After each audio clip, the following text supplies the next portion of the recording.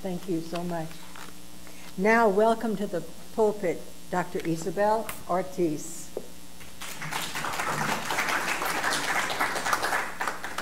First of all, thank you for having me. I had prepared a PowerPoint presentation to go along with my talk, but we're having technological difficulties. So it's all good. I have my slides on my phone, so I'll be looking down at that and have some notes prepared. But I just wanted to thank you for having me. I was here over the intercom system back in January of 2017.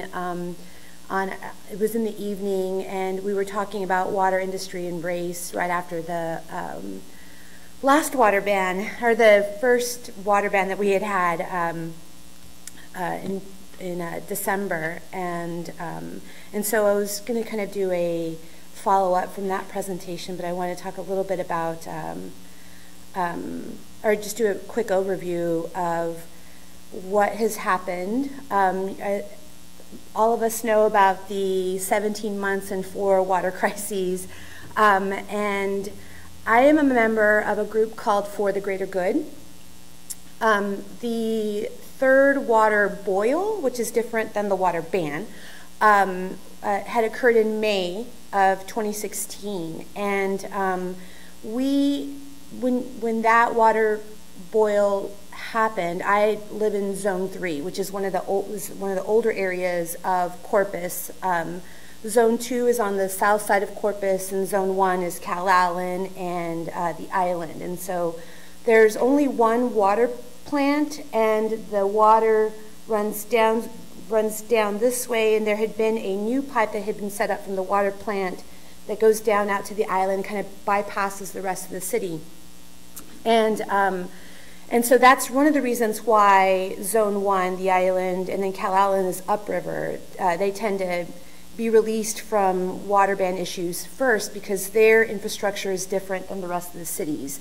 Zone 2 is the south side, and that's on the other side of the SPID, basically, as a kind of quick shortcut. And so when the last water ban had happened in May, there was that emergency meeting that City Council held, and it was, the kids were in school. I have 3 children, 2 are still in school, and I went to that meeting, and it was a packed house, and people got up and were, voicing their concerns at that meeting. And while I was there were people who were very much talking to City Council in such a way that they were acknowledging the need for community involvement and commitment to all of us, and that basically that we had to watch out for ourselves, and the city had failed us.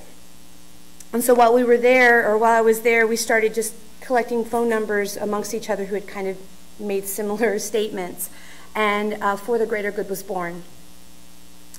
In May, the water boil lasted for me 20 days.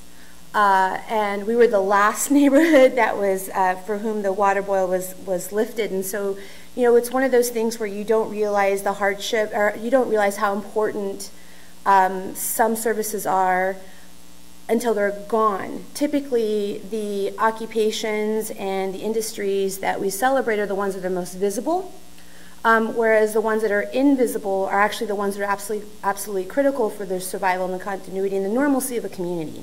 So wastewater management's important, trash collection's important, water system maintenance are important.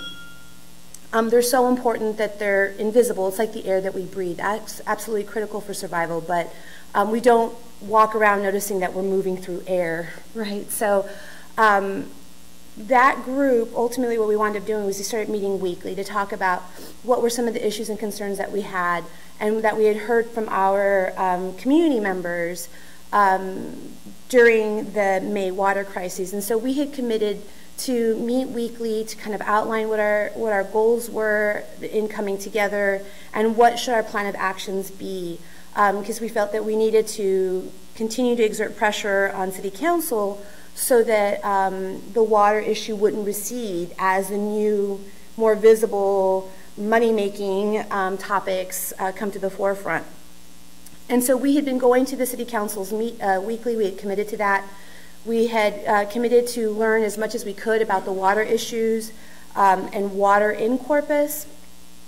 And the more that we learned, the more we realized that we didn't know. For example, one of our water region is N. There are different topics in different areas that, and different departments that deal with different aspects of our water, and they don't necessarily communicate with one another.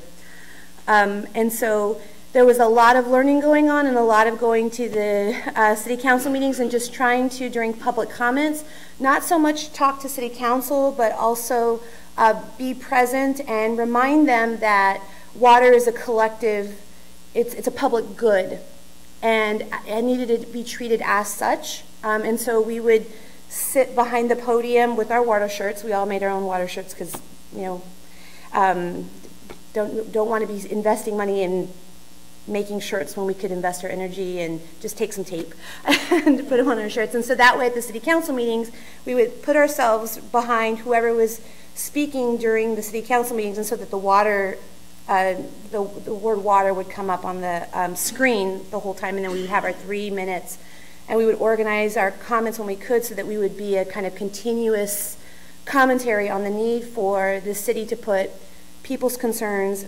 before profits concerns. And so the vulnerable populations was a primary concern. One of the issues that had come up was that there was no way to help people who were homebound, that you know, having to boil water, especially if you have physical limitations or if you need sanitized water in order to have your health care done at home, that could be particularly problematic for the vulnerable populations. It wasn't right that when water was no longer available, you had to actually run out and purchase water. That was problematic, and so we were talking about those types of things. But over time, what we also did was we started to build relationships with one another and trust. We created a Facebook group and mission statement and short-term goals and long-term goals. And one of our long-term goals was try to shift the frame in discussions around how we think about like taxes in our public institutions, because there are kind of two schools of thought with regard to taxes. Taxes, on the one hand, the dominant school of thought is that taxes take money away from us, right? And that it's government taking what belongs to me. Another idea about taxes is it is a pooling of resources to meet the collective needs. And so it's not, the public sphere and the private sphere are not two separate spheres.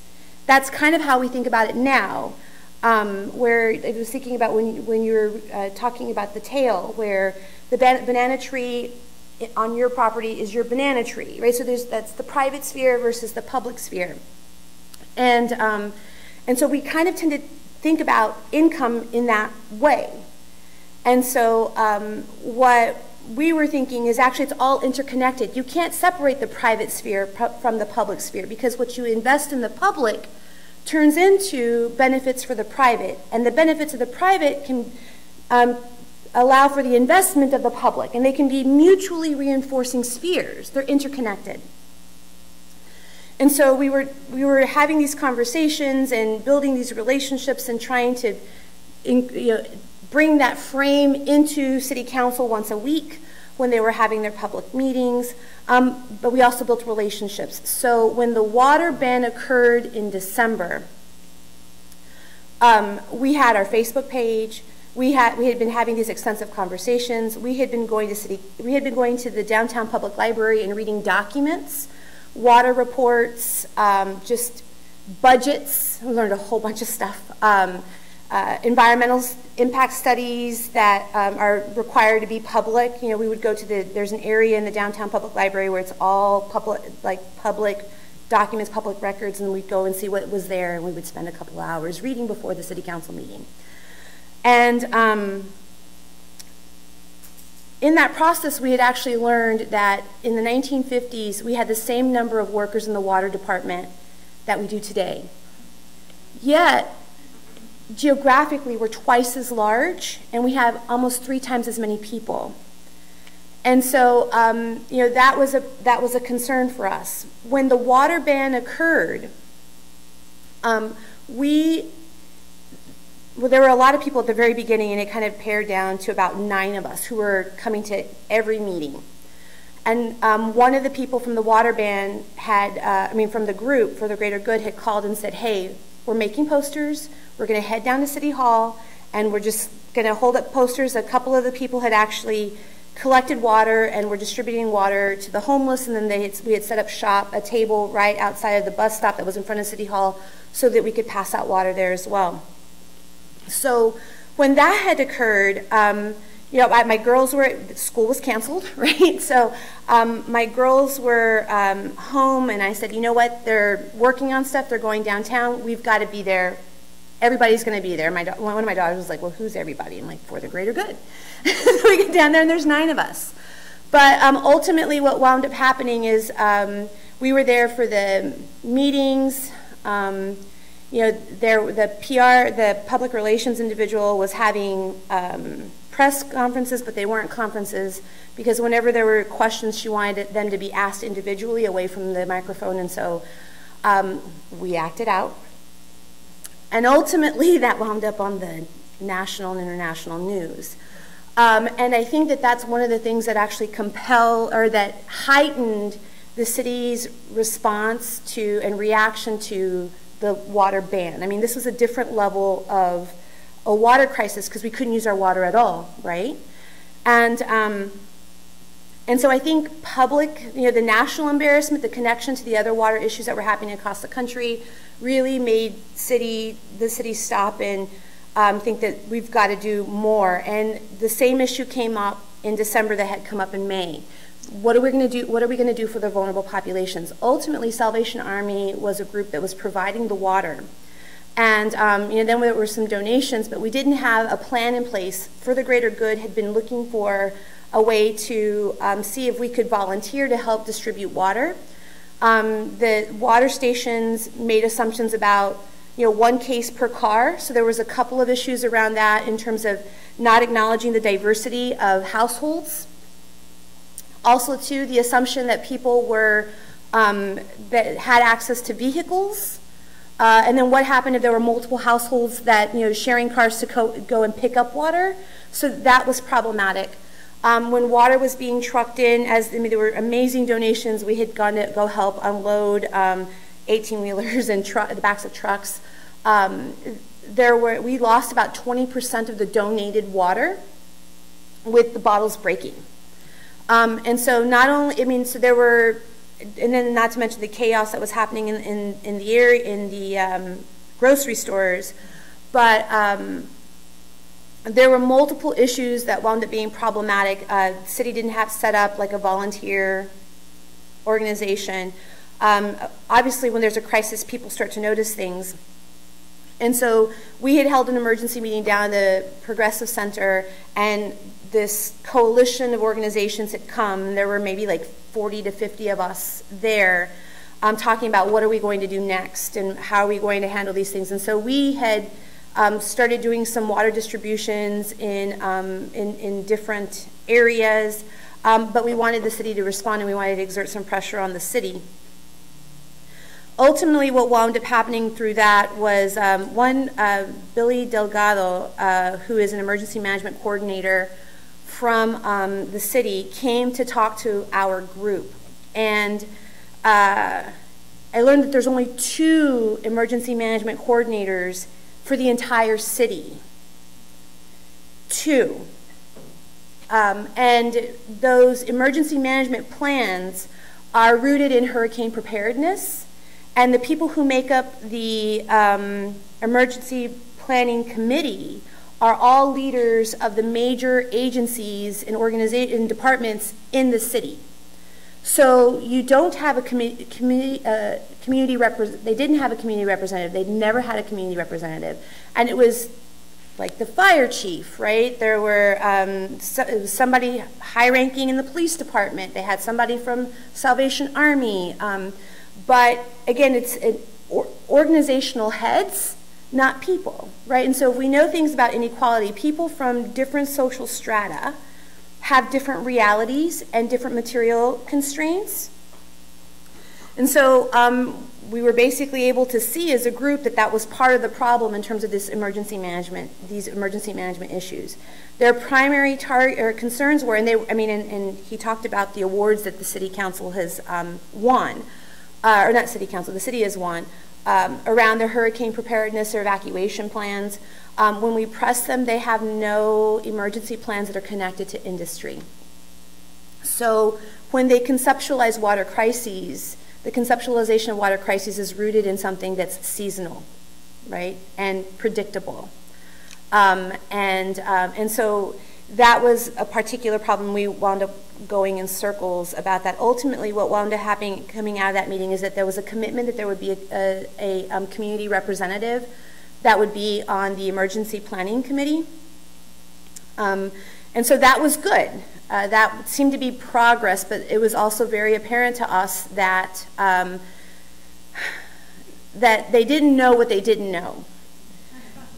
And they were also committed, and they were stuck in a way of thinking about how to solve problems that was rooted in tapping into the resources of the privileged. One of our city council members had come to listen to the meeting and had just been elected, and so, I mean, she was enthusiastic.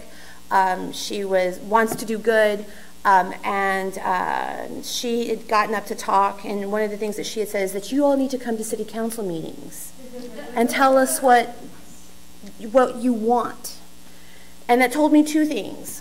One, she hadn't been engaged before the city council meetings, because at least half of the people that were at the community meeting were people who were always at the city council meetings, and then they were always at other organizations, right? So there's a lot, I mean, there are, if you're active in the community, you see a lot. Like, I recognize people here from civic organizations, and so it was like she didn't know who she was talking to, and she didn't know who she was talking to because on some levels she wasn't engaged with those groups that are, the civic groups that are trying to, like fight for social justice issues that aren't at the chamber, organizations and junior league. Not that there's anything wrong with those things, but it's a different group of people. So that was good, but it was also disheartening because we were thinking there's a lot of work that needs to be done. They wanted people to sign up for reverse alert, and that is important, right? Because that's what can be tapped into when it comes to letting people know on their phones when there's a crisis. At home, at their homes, and for those emergency messaging, but that also supposes that people have those resources. There are, the pay-as-you-use phones, so this is problematic on a whole host of issues. And I'll come back to that in a little bit. In February, the city, and in January, what the city started doing was started asking questions about what could the city council do. There was in 1996 a program called the Backflow Prevention Program, and the Backflow Prevention Program was a program to ensure that commercial businesses, fire systems had adequate protections to keep contaminants from leaching back or moving back into our water system. And so they were doing this kind of troubleshooting and asking questions around that, which was good because nobody had thought to ask that in a really long time, apparently. And they talked about contracting, private third-party entities to conduct testing and to certify the backflow preventers, because as you all know, Oregon had issues with their backflow preventers. They really didn't. Anyway, that was terrible. So ultimately, what wound up happening in February, an ordinance was passed that allowed for the evaluation, the inspection of backflow preventers, the use of third parties to inspect the backflow preventers. If an organization was non-compliant, then what they could do is they could send information to them, and then if they didn't comply with the alterations they needed to do, the city could do it and then pass the cost off and charged the organization for having to do that work. And so that was really good. That was progress. What we found out was that there were over 1,000 commercial entities that did not have the appropriate backflow prevention and connector materials to ensure that our water supply was safe. 300 fire systems, commercial fire systems, were also non-compliant. Ultimately, what they wound up doing was sending out a letter to 82 industrial districts, right? Because this is also something that is important that I didn't really understand until later.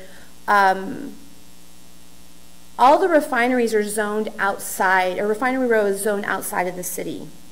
Why is that important?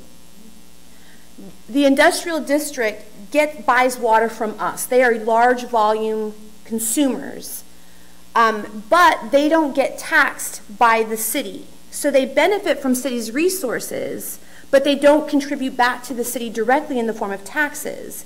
They do pay taxes, well, no, that's not even true. They're within the county, and then the county has a tax system as well, but there's also these abatement programs. So one of the issues was, because the industries are not within our tax zones, within our city zones, can we even inspect them? And so that was one of the issues that had come up. And ultimately, this February ordinance allowed us to regulate them, oversee them. And they sent out these affidavits to 32 industrial district companies. They basically required that the companies demonstrate that they have the adequate protections on their infrastructure so that they wouldn't contaminate our water source. They required that the companies get certification of those protections from a licensed environmental a licensed engineer. So they had to send that information back. It was 82 companies in February who was sent this notice. In July, 33 of those companies had actually completed the affidavits. 40% of the people who had been sent the written notice. So 40% were compliant. 40% asked for an extension, which was granted. This is in July 11th. 40% had asked for extension, which they were granted, and almost 20% were non-compliant, where they didn't even respond to the letter. So what we did was we actually tagged somebody from the Caller Times and requested that we asked them if they could find out what the list of the non-compliant companies were. So if we could get a list of the names, and maybe we can target them and do a kind of shame campaign. And so they're looking into to see if that's possible. As of June 30th, 75% of the, remember I told you there were about 1,000 commercial businesses that were non-compliant. By June 30th, 75% of the work for commercial backflow preventers was completed. So they had done the inspections, the third-party inspections, and they were bringing people up to code, or commercial backflow preventers up to code. The expectation was all of those would be completed by July 21st, which was Friday. And when I was reading, and this is an announcement from the Development Services, which is from the city, what was not apparent from their information was what about the fire systems? Is the fire systems included in that? I couldn't really tell. So again, transparency is an issue. We can't fight things that we don't know, we don't have information on, because they can use that not being informed as a way to discredit your concerns. I was ultimately appointed the community representative for the emergency management group. They finally had their first meeting July 14th. So we talked to them like this, maybe the first or second week of January. We got that commitment to actually be part of the planning committee. It took 6 months for the meeting to actually be held. And there were a couple of representatives from the Salvation Army, Texas Rio Grande, Legal Aid. But ultimately what I found out at that meeting was that the focus is still hurricane preparedness. They're going to change their documents to frame water preparedness, you know how they have the hurricane preparedness campaigns? They're going to expand it and change the language so it's more inclusive. Not like crises preparedness, but there's going to be a more inclusive term in the handouts that get mailed out in the water bills, so that would theoretically include water crises. So one of the issues that I brought up at the meeting was that, well, that still causes the individuals to have to, to bear the burden of what we call a collective action failure. When you fail to provide water, then you as a public service, then the burden becomes a private one. Can you purchase the water for yourself? What we really need is a way to distribute water at no cost to the community for people. So it might be like how we got the trash cans. Maybe a big container that we can have ready when there's a water crisis in central locations where people can go to get their water filled. And at no cost to the resident. Still falling on deaf ears. So what we really need to do is we need to come up with a way to exert pressure on the city, because that's going to take resources. And that gets me to my final point, this idea that budgets are moral documents, and institutional organizations have institutional solutions to problems.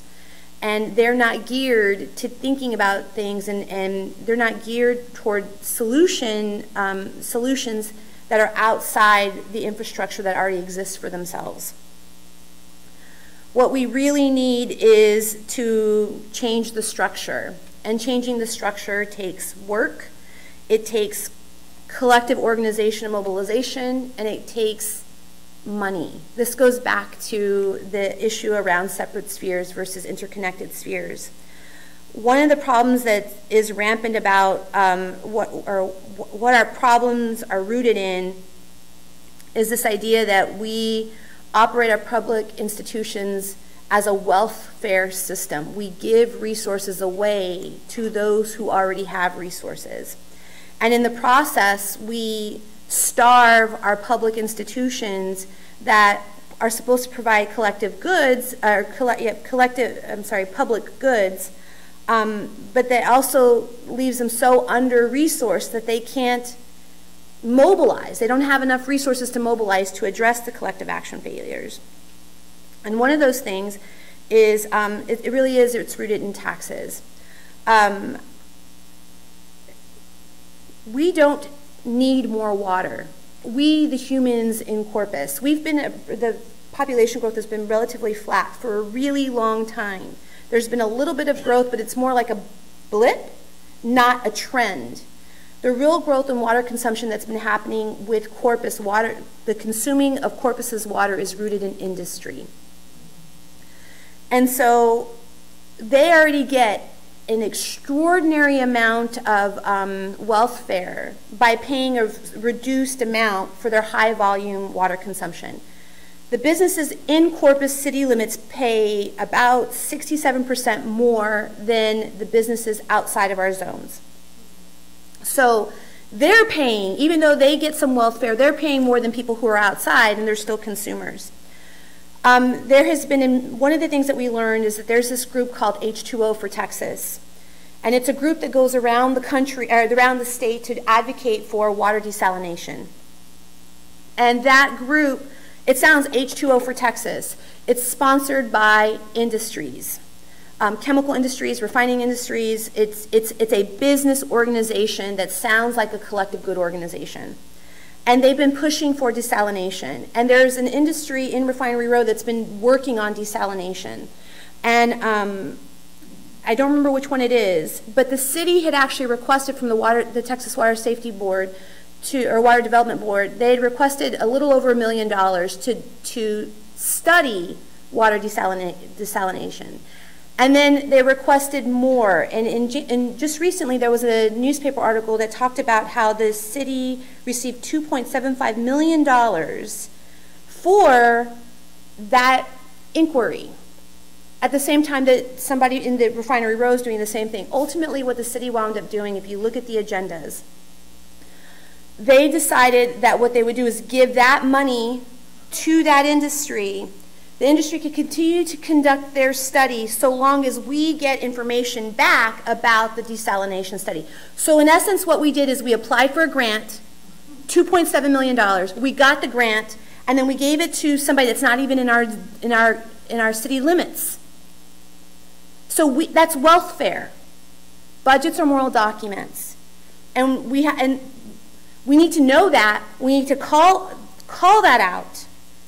And we need to focus on, that's not about us consuming and having access to clean water. That's about them.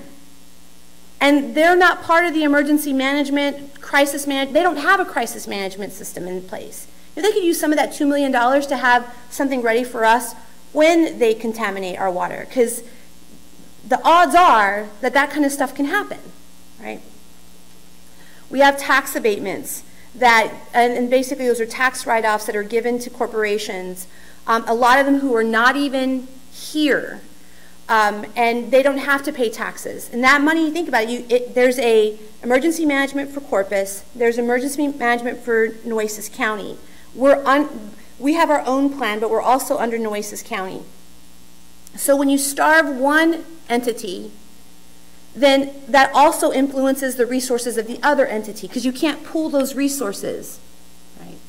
And those tax abatements limit their property values, which also starves the state coffers. It's all interconnected. And there's no central location for information about what kind of tax abatements exist for the city and what kind of tax abatements exist for the county. You can find them, but they're not easily accessible and they're not centrally located. I did a real quick Google search. There's one group, let's do this. It's called Cci Corpus Christi Llc. That sounds like a Corpus Christi corporation, right? I mean, why would you? Cci Corpus Christi Llc. They received an 8-year tax abatement. It's actually headquartered out of Connecticut. They've got 8 years. They bought some property. They're going to be building a facility for it's petroleum refining. They're going to be generating lots of revenue out of petroleum refining. They're going to pay, it was effective 2015. They will pay 0 taxes for 3 years while they're building their facility. 0. Then they've got 5 years. So they've got 3 years to build their facility. They've got 5 years to have this tax abatement, and the highest, there's a cap on the property values. Their highest tax rate will be 50% of what's required, of the already limited property tax value. So they get 3 years free. They get 5 years at 50% of what their real obligation is. So what happens when you don't tax them? You tax us. And that's why your property values keep going up and up and up. Right? And so it's all interconnected. And we really can't fight it until we recognize that the problems that we have are actually institutional. We're always looking for quick fixes. We're always looking for a messiah. And the messiah is really us. And the us is the we. And it's going to take work. And I will tell you, for the greater good, it's been a painful process. Because we've gone to these meetings, we say our piece, and it feels like we're just treading water. So ultimately, we still have our Facebook group. If you are attached, if you are LinkedIn, look up For the Greater Good. We'll add you whenever there's stuff that pops up that's water related. We try to post that information on there so that people can be aware. There are 7 of us that are still really active right now, and we're trying to work on programming for public access, and so it's in the works. But that's the other thing. We've got to like change the way that we're trying to get the information out, because you can't fight until you know what you're fighting, right? And challenging those things. And so really, we're in the education phase of where we're at. It's not just our problem. We all know that it's an actually international problem. In the 1990s, my cousin was a peace and conflict studies major in California. And she told me in the 1990s, water's going to be what we're going to be fighting wars over. And so we're already seeing that there's casualties connected to not having access to clean water. And so that wasn't an understatement. And I thank you for having me. Thank you for giving me a space to be here. I will tell you, 10 years ago, I was at a social forum here at the church, and there was somebody here who was a guest lecturer, and he talked about being a Zapatista where you're at. And so, you know, we all can't be in the streets. We all can't take time off to go off to meetings, but we can do what we can do and how we can do it. And I think that's really the key, is doing what you can, when you can, how you can, where you can, and ultimately, right, that can produce some social change, but it's got to be continuous. So thank you for having me.